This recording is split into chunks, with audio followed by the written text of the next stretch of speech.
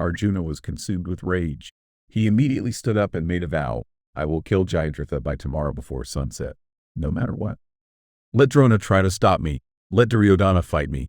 Even if Lord Shiva himself comes in my way, I won't spare Jayadratha.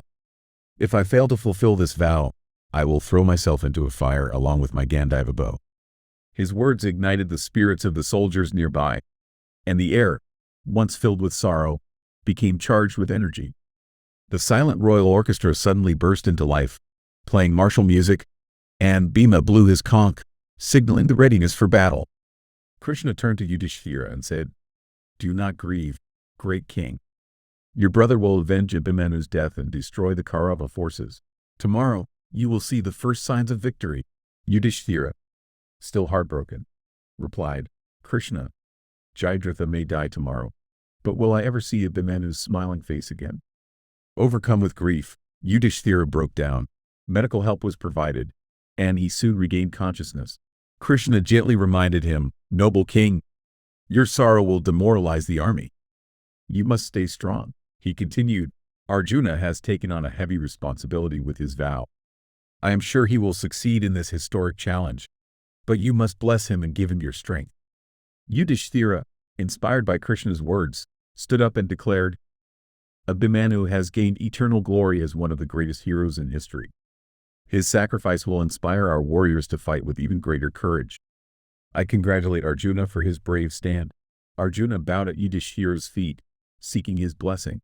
Yudhishthira said, "You have my blessing, Arjuna. May you succeed in your quest." Krishna then spoke to Arjuna, "You have taken on an extraordinary task, one that will require immense strength and focus. Great achievements come from silent prayer and inner strength. I suggest you return to your tent, rest, and spend the night in meditation and prayer. I will go and console my sister." Sri Krishna went to visit his sister, Subhadra, who was already with Panchali and Uttara. They were all crying in deep sorrow. Krishna gently said, "Abhimanyu has become an immortal hero. As the saying goes, those loved by the gods often leave this world early. You are the wife of a hero and the mother of a hero, so you must not grieve too much. Everyone must leave this world when their time comes. Life in this world is a burden, and our bodies are like prisons. The souls of the virtuous are freed sooner, and from a philosophical point of view, we should celebrate their release." After comforting Subhadra, Krishna returned to his quarters. He knew the next day would be a great challenge. Arjuna had made a powerful vow in his grief, and Krishna sensed the difficulty ahead. Unable to sleep, Krishna asked his charioteer, Daruka, to stay with him, as he too was deeply troubled by his sister's sorrow. Krishna told Daruka, "Tomorrow will decide the fate of both armies. Be ready with the chariot. Harness our horses, Saya, Sugrava, Meghapuspaka, and Valaha, and raise the eagle flag. Prepare my weapons, my bow Saranga, my mace Kaumodaki, and especially my discus. Wear your armor and be ready to leave at a moment's notice. If I blow my conch, Panchajanya, 3 times, you must come to me immediately.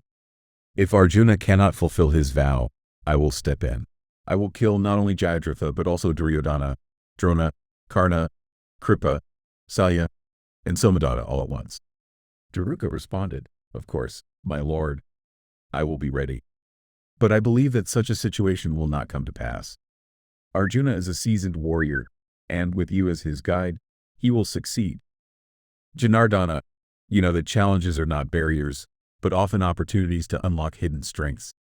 From afar, a problem may look like a dangerous tiger, but when tackled with skill, it becomes harmless like a cow. Once solved, it becomes as tame as a donkey to carry your burdens. I believe tomorrow's challenge will be good for Arjuna, and I wish both of you great success." In ancient Indian politics, a charioteer was expected to be more skilled than the warrior he served. If the warrior was a king, the charioteer held a position as respected as that of a cabinet minister. The warrior treated his charioteer like a close friend, and it was the charioteer's duty to give advice, even when not asked. Although the charioteer was technically a subordinate, he was certainly not considered a servant or slave. When Duryodhana's spies brought news of Arjuna's vow to kill Jayadratha, Saindava, Duryodhana called a meeting with his commanders. Jayadratha was terrified and said, "Why is Arjuna determined to kill me? I wasn't the only one involved in Abhimanu's death. I wasn't even close to him during the battle. Yet, I'm being singled out like a scapegoat. It's always the weakest, like a goat at a sacrifice, that gets killed. Even the gods seem to prefer it that way. Perhaps I should just leave the battlefield and go back to my kingdom. Duryodhana, being a clever and experienced leader, responded, "Brother-in-law, if you flee, Arjuna may let you go, but Bhima will definitely hunt you down, and you'll be killed before you can leave Kurukshetra. But if you stay with us, you'll have a much better chance of survival. Drona, Dasasana, Kripa, Karna, Asvatha, Salya, Bhurasrava, and Balaka will all stand by your side and protect you. It won't be easy for Arjuna or anyone else to defeat all of these warriors within 12 hours. I promise you, we will defend you. This isn't just about your life. Our reputation, our future, and our victory depend on it." Jayadratha, now slightly reassured, said, "If Drona, Duryodhana, and the other great warriors pledge to protect me, I will trust them. I just want to know what the general's assessment is of my situation and how I measure up against Arjuna." Drona then spoke, "Both you, Jayadratha, and Arjuna were my students. You both received the same training, but Arjuna has surpassed his limits through relentless effort. However, you have no need to fear him tomorrow. We are all bound by honor to defend you.